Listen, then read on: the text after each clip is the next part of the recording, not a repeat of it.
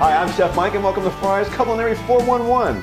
Today it's a fantastic pork loin with bacon and a brown sugar glaze. So let's get started.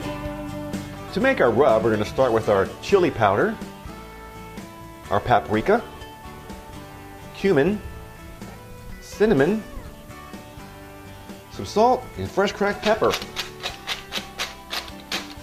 And we'll bring it together with a spoon and we'll sprinkle it on our pork loin roast and rub it in.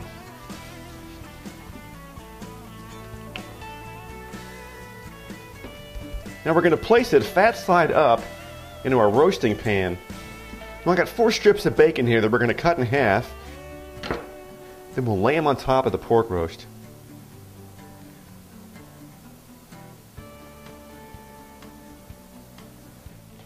Now we're going to place this in a 350-degree oven for about 1.5 to 2 hours.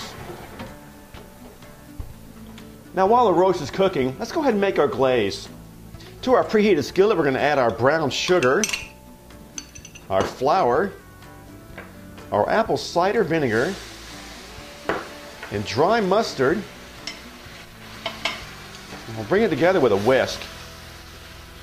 And we'll bring it together for about 1 minute, and we'll place it into a bowl. Now after about an hour and a half, we're going to check the internal temperature of our roast to see when it reaches 150 degrees.